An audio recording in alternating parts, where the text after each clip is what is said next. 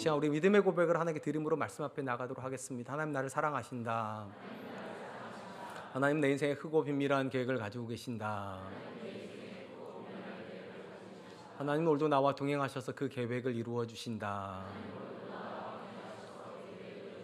아멘. 그렇게 될 줄로 믿습니다. 아멘. 과거 우리나라가 가난한 시절을 보낼 때에 사람들에게 잘 사는 사람은 언제나 부유하게 사는 사람을 일컫는 말이었습니다. 근데 우리나라가 전반적으로 경제가 좋아지고 어느 정도 부유한 상황에 놓이게 되면서 깨닫는 것이 물질적으로 풍요롭다는 것이 꼭 잘 사는 것과 동의어가 될 수는 없다는 것입니다. 분명히 이전보다 우리는 더 좋은 것을 먹고 더 넓은 집에 살고 더 높은 교육의 수준을 자랑하고 있지만 우리 사회 안에서 자기가 행복하다고 느끼는 사람 숫자는 점점 줄어드는 걸 보아도 알 수가 있습니다. 그러면서 자연스럽게 깨닫는 거예요. 물질의 소유의 여부가 잘 사는 걸 결정하는 것이 아니라 사실 존재론이 우리가 어떤 존재인가가 잘 사는 걸 결정하게 된다는 것입니다. 많은 물질을 가지고서 다투는 사람, 우리는 잘 사는 사람 말하지 않고요. 어떤 소유든지 간에 좋은 인격을 가지고 주변 사람들과 관계를 잘 맺고 있는 사람, 우리는 잘 사는 사람이라 그렇게 부르게 되었기 때문입니다. 잠언이 우리에게 주는 교훈도 마찬가지입니다. 잠언은 뭔 일이 잘 되는 사람을 복받은 사람이라 부르는 것이 아니라 여호와를 경외함으로 얻는 지혜를 가지고 내 주변 사람들과 또 내게 주신 것들을 잘 다루고 있는 사람, 조화롭게 살고 있는 사람을 잘 사는 사람이라고 그렇게 교훈을 하고 있기 때문입니다. 오늘 본문부터 우리는 잠언의 두 번째 파트를 보게 됩니다. 잠언 1장부터 9장까지가 서론격이었고 시작이 다윗의 아들 이스라엘 왕 솔로몬의 잠언이 이렇게 되어 있다면 오늘 두 번째 파트도 역시 솔로몬의 잠언이라 해서 새로운 주제가 주어진다는 것을 우리에게 보여줍니다. 앞에서 말씀드린 것처럼 1장부터 9장까지는 서론인데 주로 어떤 내용을 다루는가? 여호와를 경외하는 자가 얻게 되는 지혜는 어떤 성격을 가지고 있는가? 지혜에 대한 정의를 내리는 이야기라면 오늘 10장부터 22장 16절까지는 이 지혜를 가지고 있는 사람이 삶의 영역에서 각각의 문제 속에서 어떤 선택을 하고 어떤 삶을 살게 되는가를 보여주는 강론이라고 이야기하시면 좋을 것 같습니다. 특별히 이 두 번째 파트에 가장 자주 사용되는 문학 형태가 하나가 있습니다. 대조법입니다. 서로 반대편에 있는 두 사람을 선정을 해가지고 하나의 주제에 대해서 어떤 반응을 보이는지를 보여주는 형식으로 지혜를 우리에게 전달을 한다는 것입니다.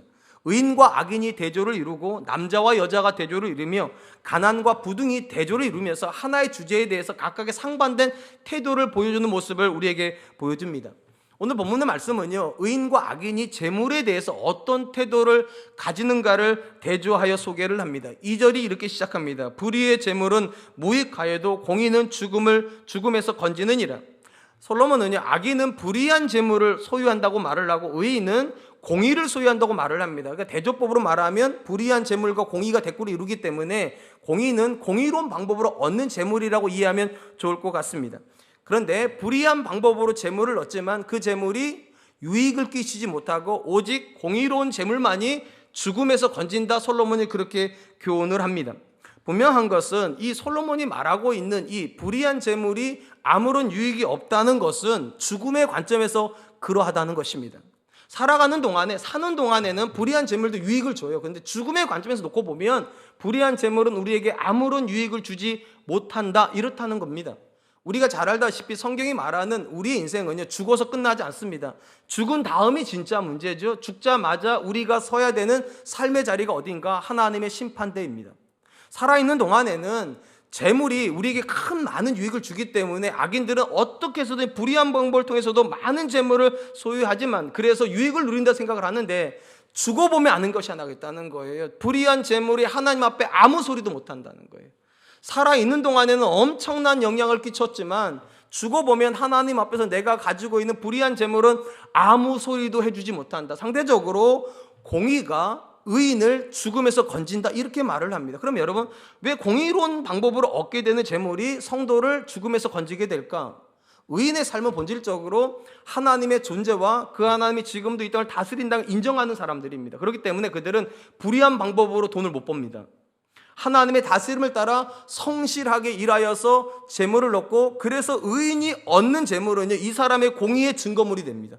그러니까 하나님께서 재물만 보아도 이 사람이 의로운 사람인지 악한 사람인지를 보신다는 거예요. 그래서 하나님 앞에서 공의의 재물은 우리에게 증거를 해준다는 거예요. 이 사람은 하나님의 공의를 인정한 사람이었습니다. 그래서 공의가 의인을 죽음에서 건지게 된다는 것입니다.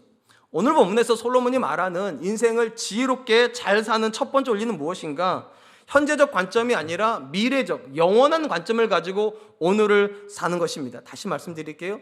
잘 사는 건 오늘을 현재적 관점으로 사는 것이 아니라 오늘을 미래적 관점을 가지고 영원을 염두에 두고 산다는 것입니다.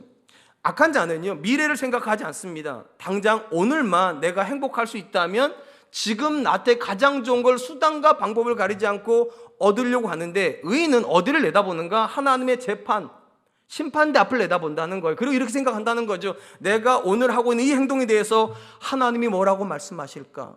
내가 오늘 얻은 이 소득에 대해서 하나님은 마지막 때 나한테 뭐라고 재판하실까? 내가 키우고 있는 이 자녀에 대해서 하나님은 뭐라고 말씀하실까?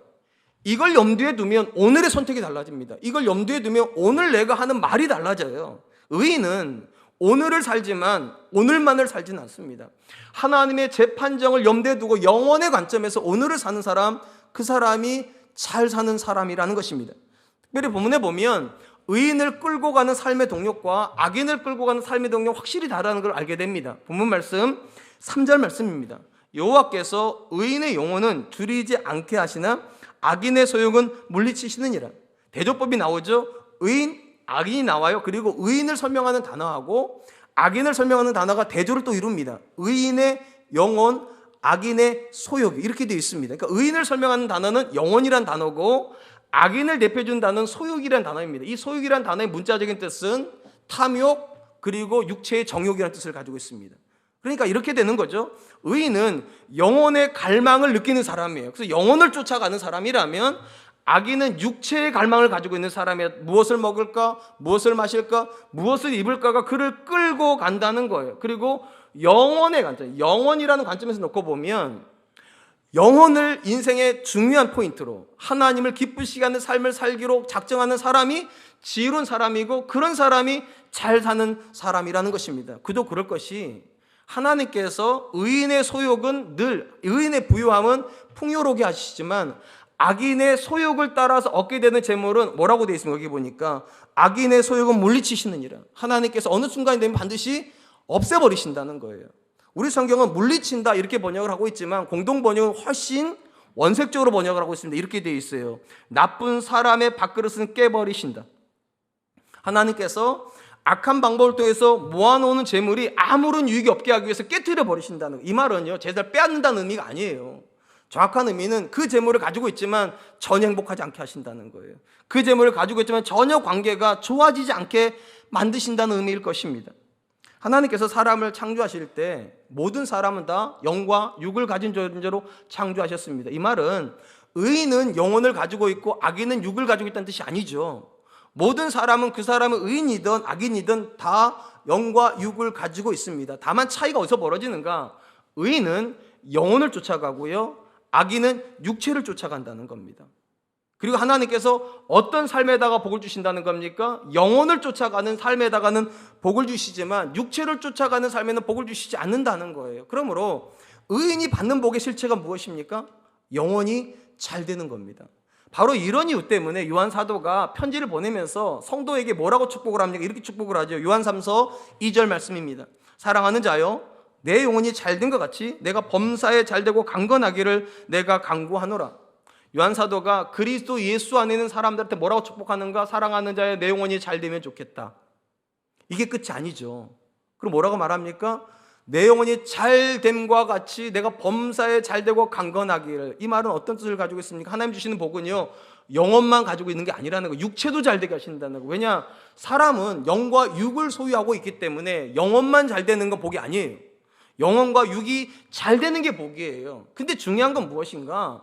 영혼이 잘됨과 같이, 쉽게 말하면 복의 출발이 어디냐는 거예요. 몸이 잘 되고 영혼이 잘 되는 게 아니라 내 영혼이 잘 돼야 내 육체가 잘 된다는 거예요. 이 순서가 하나님께서 우리에게 주시는 복의 순서입니다. 이 말을 잘 곱씹으면 반대는 굉장히 무서운 이야기를 말한다는 겁니다. 육체가 잘됨과 같이 영혼이 잘 되는 일은 없다는 거예요. 우리는 굉장히 많은 영역에서 내 영혼이 아니라 내 육체가 잘됨과 같이 내 영혼이 잘 되기를 원합니다.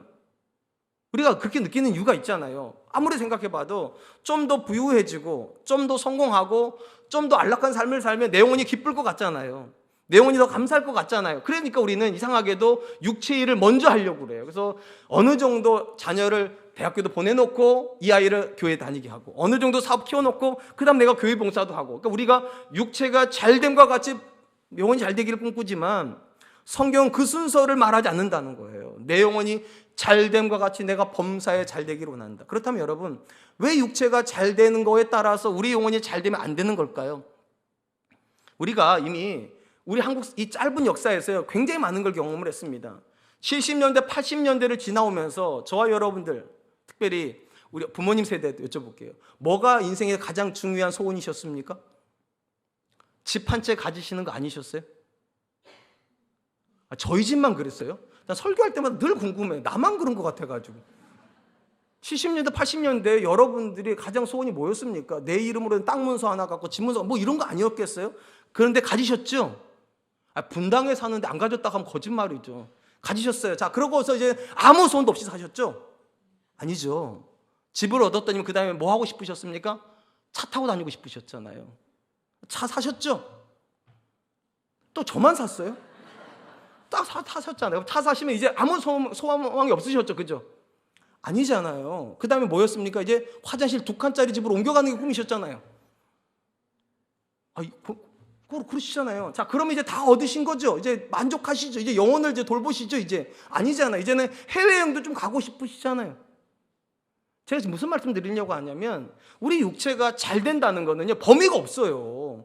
끝도 없어요. 끝도 없어. 그러니까 내 영혼이 잘 된 것 같이는 어느 정도 범위가 있는데, 육체가 잘 되는 건 범위가 없어요. 왜냐하면 우리 육체는 만족을 몰라요.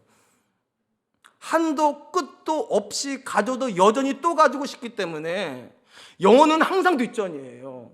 집을 얻으면 차 타고 싶고, 차 타고 나면 화장실 개수 늘리고 싶고, 화장실 개수 늘어나면 이제 여행도 좀 가고 싶고, 이렇게 하다 보면 어느 순간 우리는 하나님 다 잊어버리고 살아요. 영혼의 복을 받을 겨를이 없다고요. 그래서 전도서에 보면 솔로몬이 뭐라고 말합니까? 은으로 만족하려고 하는 사람은 은으로 만족하지 못하고, 풍요로 만족하려고 하는 사람은 소유로 만족하지 못한다. 왜냐? 우리 육체는 만족을 모르기 때문입니다. 그렇기 때문에 만족을 먼저 아는 영역을 채워야 돼요. 우리 영혼은 만족이 있어요. 어떤 만족이요? 여호와가 나의 목자시 내게 부족함이 없다. 하나님이 우리 인생에 들어오면 우리 영혼에는 기쁨이 생겨요. 충만이 생겨요. 그리고 이런 사람에게 어떤 걸 주든지 하나님 주셔도 이 사람은 항상 기뻐해요. 아무리 작은 집을 줘도요, 하나님이 내게 주신 집이라고 생각하는 사람은 작은 집에도 만족해요. 작은 차를 타는 사람도 하나님이 내게 주신 소유를 얻은 차라면 그것 때문에 기뻐할 수 있어요. 그래서 성경은 언제나 말을 하는 거예요. 욕심의 노예가 된 사람이 복을 받는 게 아니라 하나님 앞에 영원히 잘 되는 사람, 하나님과 매일의 삶 속에서 교제하고 무엇을 하여야 주를 기쁘시게 할까를 마음에 묻고 그런 삶을 살기 위해서 오늘도 의로운 방법으로만 재물을 얻으려고 하는 사람에게만 하나님의 복이 있다. 어떤 사람이 잘 사는 사람입니까?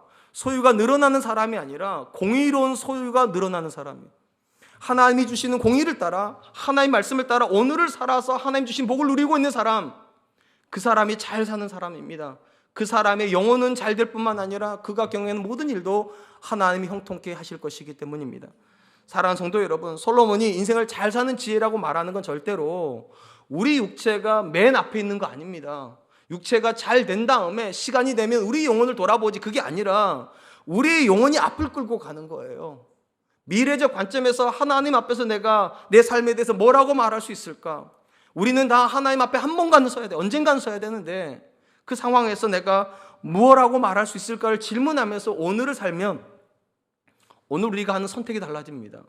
우리가 하는 말이 달라지고 우리가 하는 행동이 달라집니다. 그게 잘 사는 거예요. 그러므로 육체적인 사람이 되지 마시고 영혼적인 사람이 되십시오.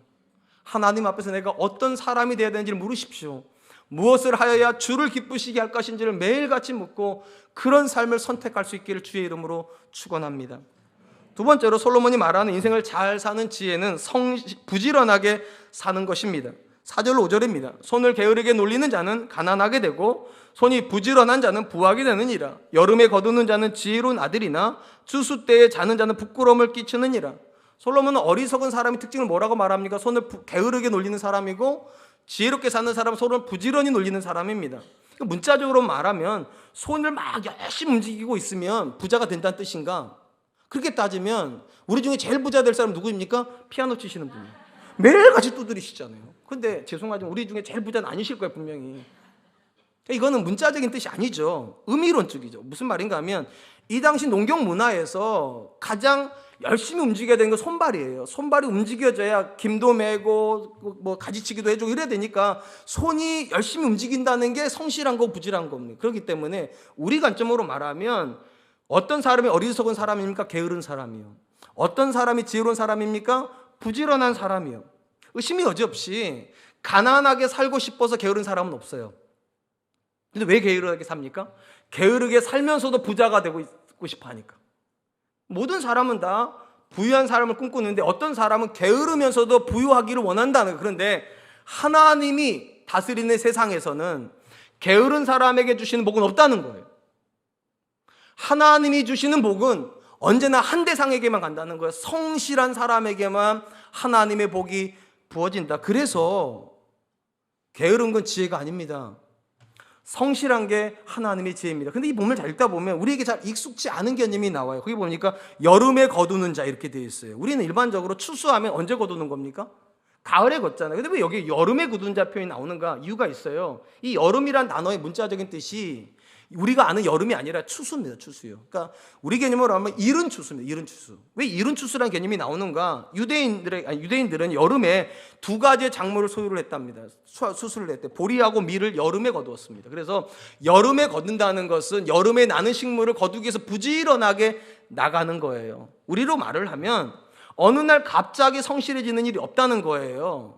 삶의 계절에 따라서 성실한 영역이 있다는 거예요. 초등학교 때 성실이 있고요. 중학교, 고등학교 때 성실이 있고요. 대학교 때 성실이 있고요. 작년에 때 성실이 있어요. 하나님께서 기대하시는 성실은 어떤 영역에서 바짝 하는 게 아니라 모든 영역에서 성실하라는 거예요. 여름에 성실이 있고요.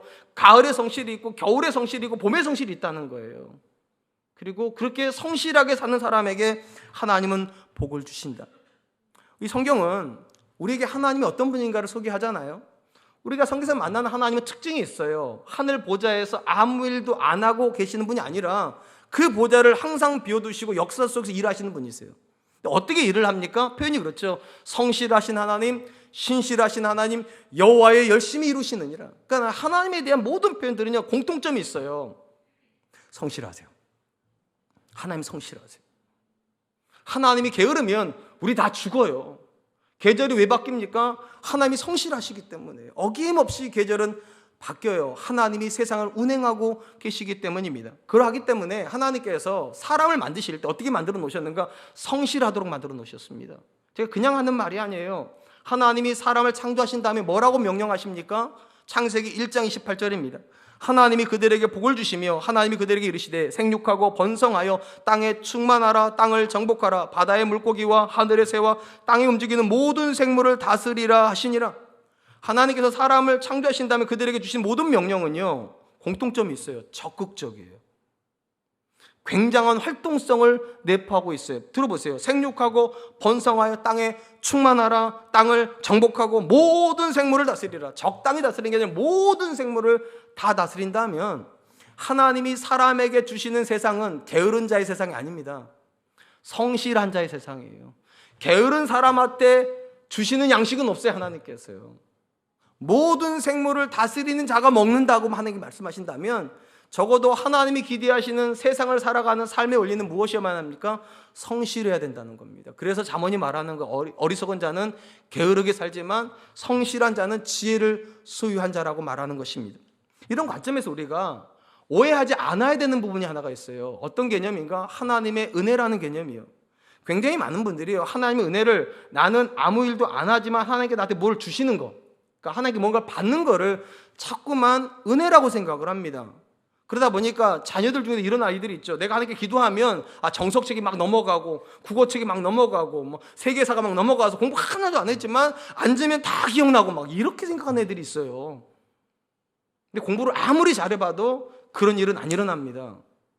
왜냐하면 하나님께서 성경 안에서 하나님의 은혜라고 말하는 건 내가 아무것도 안 했는데 하나님 내 손에 뭔가를 주어주는 개념이 아니라 내 삶에서 하나님의 일하심을 경험하는 게 하나님의 은혜의 본질이에요. 자녀를 키우는데 어느 순간 내가 키운 게 아니라 하나님 키우셨다는 게 느껴질 때가 있어요. 그때 은혜 받는 거예요. 사업을 하는데 내 역량을 넘어서는 일들을 내가 할 수 있다는 걸 느낄 때 이건 내가 하는 게 아니구나, 진짜 하나님이 하시는 거구나. 그게 은혜의 본질이에요. 하나님의 일하심을 삶의 현장에서 경험하는 거. 오늘 보면서 왜 솔로몬이 성실이 하나님의 지혜라고 말하는가? 하나님이 성실한 자의 삶에서만 일하시기 때문이에요.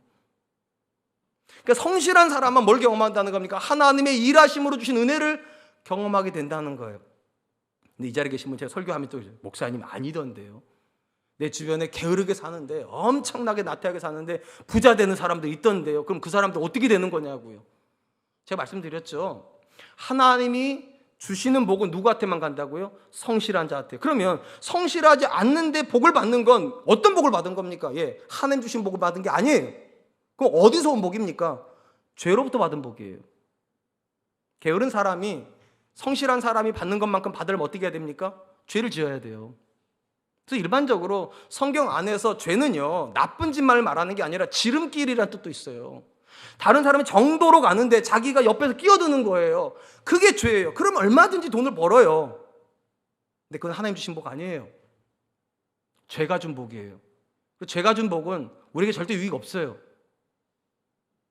오늘 본문도 잘 보시면 이렇게 기록이 되어 있어요. 잠언 10장 16절 의인의 수고는 생명에 이르고 악인의 소득은 죄에 이르느니라. 참 멋있는 말이에요. 의인의 소득은 생명에 이르요. 무슨 말인가 하면 의인이 성실하게 살면 누가 소득을 주는가? 하나님 주세요. 그러니까 하나님이 내 자녀를 키우는 걸 경험하게 내가 열심히 자녀 키울 때 내가 사업을 열심히 할 때 하나님의 복을 주는 걸 경험하면 어떻게 되는가? 하나님이 내 삶에서 일하시는구나. 그러면 기뻐요. 그 자녀가 성장하는 거 보는 게 너무 기뻐요. 내 사업을 경영하는 하나님 볼 때 너무 기뻐요. 안 기뻐요? 또 이것도 저만 그래요? 그래서 의인의 소득은 생명이 돼요. 소득이 늘어나면 늘어갈수록 근심이 되는 게 아니라 하나님의 일하심의 증거다. 이게 자녀가 잘 되는 걸 볼 때마다 너무 기쁜 게 이게 하나님의 일하심의 증거다 말할 수 있으니까 생명이 넘쳐요. 상대적으로 악인의 소득은 왜 죄가 됩니까? 악인은요 게으르단 말이에요. 게으른데 어떻게 소득을 얻어야 되겠어요? 그러니까 죄 지어요. 게으른 사람은 반드시 죄 지을 수밖에 없습니다. 왜냐? 게으른데 가난하기를 원하는 사람이 없어요. 게으른데도 부자 되고 싶거든요. 공부는 안 했는데 좋은 대학교 가고 싶거든요. 열심히 일을 안 했는데도 성공은 하고 싶거든요. 악인은 반드시 죄의 지점에 도달할 수밖에 없어요. 설령 악인이 죄를 지어가지고 소유를 많이 받았더라도 이미 하나님께 앞에 선언하셨잖아요. 어리석은 자의 재물은 아무런 유익이 없다고. 하나님께 발로 차버리실 거니까. 그 소유로 만족하지 못하게 만드실 거니까. 사랑하는 성도 여러분, 성도가 하나님께 받아야 되는 은혜의 본질을 가장 잘 설명하는 말씀이 있어요. 제가 자주 말씀드렸죠. 울며 씨를 뿌리러 가는 자가 기쁨으로 그 단을 거두온다. 하나님께 주시는 복은요, 가만히 있으면 주시는 복이 아니에요. 울면서 얼마나 힘들면 울겠어요. 자녀를 키우는 게 얼마나 힘들면, 사업을 말씀대로 하는 게 얼마나 힘들면, 인생을 말씀대로 사는 게 얼마나 힘들면 울겠냐고요. 한번 여쭤볼게요. 자녀를 말씀대로 키우면서 안 우셨어요? 이게 안 될 것 같을 때가 얼마나 많아요. 자녀가 막 반항할 때가 있잖아요. 엄마 그렇게 하면 대학교 못 가. 아빠 그렇게 하면 나 망하라는 거야. 또 저만 그랬어요? 근데 제가 느끼는 게 있어요. 하나님의 말씀대로 사는 게 진짜 힘든 거구나. 하나님의 말씀 자녀 키우는 게 진짜 힘든 거. 그래서 울며 씨를 뿌린다고 말하는 거구나. 하나님은 그냥 내버려 두면 잘 크는 자녀를 두시지 않으셨어요. 내버려 두면 망가지는 자녀를 우리에게 주셨어요. 그래서 울면서 그 자녀를 붙잡고 기도해야 돼요. 그게 될지 안 될지 모르지만 내 힘으로 안 될 것 같아서 괴로운데 놀랍게도 울며 씨를 뿌리는 자가 기쁨으로 그 단을 거두어와요. 하나님 일하시는구나. 나는 아무것도 아닌 것 같은데 하나님 일하시는구나. 근데 이 경험을 안 하게 되면 어떤 문제가 벌어집니까? 게으르게 살 수밖에 없어요. 막 키워요, 자녀를요. 그냥 내버려둬요. 그리고 어떻게 합니까? 자녀를 잘 되게 해야 되니까 죄를 동원할 수밖에 없어요. 그들의 방법대로 키워요. 여러분 분명히 기억하세요. 성경이 말하는 죄는요, 나쁜 짓만을 말하지 않아요. 성경이 말하는 죄는요, 게으름이에요. 하나님의 말씀을 따라 성실하게 살지 않고 세상의 방법 가져다가 쓰고 남들이 하는 대로 하고 그렇게 하면서도 결과만 좋으면 좋다고 말하는 이 모든 게 죄예요. 어떻게 사는 게 잘 사는 겁니까? 하나님의 성실하심을 따라 우리도 성실하게 사는 거예요. 시편에 보면 참 근사한 고백이 나와요. 여호와의 성실하심으로 내 식물을 삼아라. 참 멋있는 말이에요. 하나님이 성실하게 일하셔서 오늘 사시는데, 오늘 하루를 경영하시는데 내가 하나님의 성실을 따라 살지 않으면 어떻게 하나님 음식을 먹겠냐는 거예요. 그러므로 여러분, 소유가 늘어나는 게 잘 사는 게 아니라 하나님의 말씀을 따라 성실하게 살아 내 삶에서 하나님이 일하심을 경험하는 거, 그래야 의인의 소득이 생명이 됩니다. 전 저와 여러분들이 그럴 수 있기를 주의 이름으로 축원합니다. 마지막으로 솔로몬 한 사람이 하나님의 지혜를 따라 잘 사는 것을 말을 조심하는 거라고 말을 합니다. 말을 조심하는 게 지혜이고 잘 사는 겁니다. 본문 말씀 8절입니다. 마음이 지혜로운 자는 계명을 받거니와 입이 미련한 자는 멸망하느니라. 솔로몬이 또 의인과 악인을 대비를 하면서 의인에게는 마음을 갖다 놨고요, 악인에게는 입을 갖다 놓았습니다. 자, 의인은 마음이 계명을 받습니다. 그리고 악인은 입이 미련하다고 말을 합니다. 자, 이 말은 이런 거예요. 기본적으로 전체적으로 이 모든 문제가 어디서 나왔는가? 말이라는 문제에서 나왔습니다. 의인은 어떻게 말을 하는가? 악인은 어떻게 말하는가? 근데 의인은 어떻게 말하는가? 말하기 이전에 뭐가 마음이 들어간다는 거예요? 지혜가 먼저 들어간다는 거예요. 지혜가 마음 안에. 제가 지난 주간에도 말씀드렸는데 유대인들은 마음을요, 단순히 정서를 감당하는 영역이라고 생각하지 않았습니다. 이 마음이 판단하는 영역이에요. 모든 걸 다 판단해요. 정서에 대한 판단도 하지만 인지에 대한 판단도 하고 무엇이 옳은가 그른가에 대한 가치에 대한 판단도 다 마음이에요. 이 마음에서 모든 것이 일어나기 때문에 말도 어디서 나온다? 마음에서 나오는 거예요. 그러니까 의인은 먼저 마음에 말씀과 지혜가 들어가서 이 지혜에 의해서 정화된 말이 나온다는 거예요. 상대적으로 악인은 이 마음에 지혜가 없기 때문에 정화를 거치지 않고 직접 튀어나온다는 거예요. 아주 단순히 말하면 의인은 신중하게 말하는 사람이고요, 악인은 즉각적으로 말하는 사람들입니다. 우리 중에 이런 분들이 있잖아요. 대부분 사람들이 생각하고 말하잖아요. 그죠? 근데 어떤 사람은요, 말하고 생각해요. 너무 성격이 급하시고, 심지어 언제 그렇게 많이 합니까? 부부싸움 할 때요. 부부싸움 할 때 생각하고 말하시죠? 아, 여러분 그러시는구나. 근데 저는 그게 잘 안 돼요. 호흡이 가빠지면은요, 일단 말부터 해요. 그리고 나서 안방에 들어 후회하죠. 그 말은 하지 말걸. 미련한 사람, 악인의 특징이 그거라는 거예요. 어리석은 말이 나온다는 거예요. 왜 어리석은 말이 나오는가? 마음을 거치지 않고 말이 나오니까. 마음을 거치지 않고. 지혜로운 사람은 마음을 거치고 말이 나온다는 거예요. 왜냐? 지혜는 마음으로 들어가요. 그리고 이 마음에서 모든 판단이 일어나고 말로 나오기 때문에 지혜로운 사람은 마음에서 언어가 한번 걸러지고 그리고 나오기 때문에 의인의 말에는요, 지혜가 있어요. 상대적으로 악인의 말에는요, 지혜가 없기 때문에 어리석음만 묻어져 나온다는 겁니다. 성경은 사람을요, 하나님께서 어떻게 창조하셨다고 말합니까? 하나님의 형상으로 창조하셨대요. 잘 만드셨다는 거예요. 근데 사람이 어떻게 되어버립니까? 스스로 타락을 하죠. 그래서 인류의 타락 이후에 오는 이 땅의 모든 사람들을 성경이 뭐라고 말합니까? 죄인이라고 말을 합니다. 죄인이란 말을 간단히 말하면은요, 이 마음이 뭐로 가득 차 있다는 겁니까? 죄로 가득 차 있다는 거예요. 그러니까 죄로 가득 찬 사람이 하는 모든 말은 뭐가 묻어져 나올 수밖에 없습니까? 죄가 묻어져 나올 수밖에 없어요. 하나님께서 바로 이러하기 때문에 이스라엘을 그분의 백성으로 선택하신 다음에 바로 가나안 땅을 안 데려가시죠. 어디로 데려가십니까? 시내산으로 데려가세요. 그리고 1년 동안 뭐 하십니까? 율법을 주세요. 마음에다가 율법을 새기시는 거예요. 그래서 어떻게 하라는 겁니까? 율법으로 죄된 욕망을 희석시키라고, 정화시키라고. 오늘 본문에서 솔로몬이 왜 의인은 마음으로 지혜가 들어간다고 말을 하는가? 이 마음이 죄로 물들어 있는데요, 지혜가 들어가서 이 마음을 정화시켜 준다는 거예요. 정화시켜 주고 나오는 말이기 때문에 사람을 살리는 말이 되는 거예요. 의인과 악인은 차이가 없어요. 엄밀히 말하면요. 왜냐하면 둘 다 죄인으로 태어나기 때문입니다. 의인과 악인의 차이가 무엇입니까? 의인은 하나님의 말씀이 정화를 시켜준다는 거예요. 마음을 정화시켜줘요. 그래서 정화된 말이 나오지만 악인은 정화를 시킬 장치가 없기 때문에 악한 말이 그대로 나온다.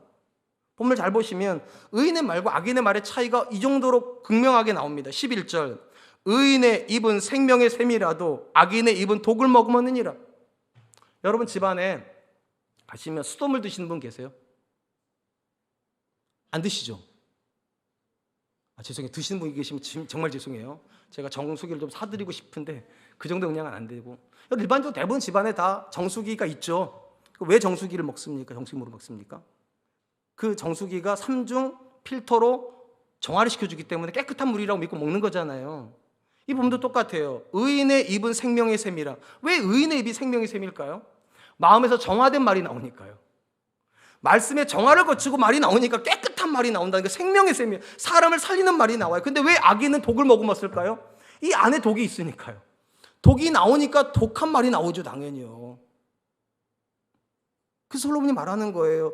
의인의 입은 생명의 샘이다. 왜냐? 지혜가 들어가서 이 말을 모두 다 순화시켜주고 있다는 거예요. 상대적으로 악인의 입은 왜 독을 먹었는가? 이 땅에 태어날 때 죄인으로 태어났는데 한 번도 그 마음이 하나님의 말씀으로 지혜로 정화를 경험해 본 적이 없다는 거예요.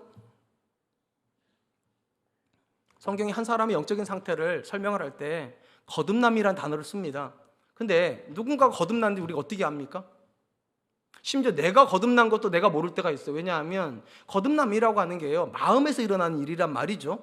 그래서 성경에 보니까 구약적 표현에서 거듭남은 마음의 할례를 받는 거예요. 육체의 할례가 아니라 마음의 할례를 받는 게 구약적 개념의 거듭남이에요. 문제는 뭐냐? 우리 중에 마음을 들여다볼 줄 아는 사람이 아무도 없다는 거예요. 심지어 내가 내 마음을 압니까? 저는 모르겠던데요. 그래서 가끔 그런 표현 쓰잖아요. 나도 나를 모르겠다고. 우리도 모르고 다른 사람도 모릅니다. 근데 성경에 보니까 한 사람이 마음 안에서 거듭남을 경험했는지 안 했는지를 보여주는 단서가 있대요. 그가 하고 있는 말이요. 이 말이 어디서 나오기 때문에? 마음에서 나오기 때문에요. 그리고 누군가가 하는 말이 생명을 살리는 말을 하고 있다면 그는 거듭난 사람일 거라는 거예요. 근데 그가 아무리 교회를 다니고 있지만 신앙생활을 오래 했고 심지어 직분을 받았을지라도 그 언어가 달라지고 있지 않다면 마음은 아직 지혜의 다스를 못 받고 있는 겁니다. 그리고 우리는 그런 사람을 거듭난 사람이라고 말하지 않죠. 이거는 저만의 생각도 아니고요, 구약만의 생각도 아니에요. 예수님께서도 똑같이 이렇게 말씀하셨기 때문입니다. 마태복음 12장 34절, 독사의 자식들아 너희는 악하니 어떻게 선한 말을 할 수 있느냐? 이는 마음에 가득한 것을 입으로 말함이니라.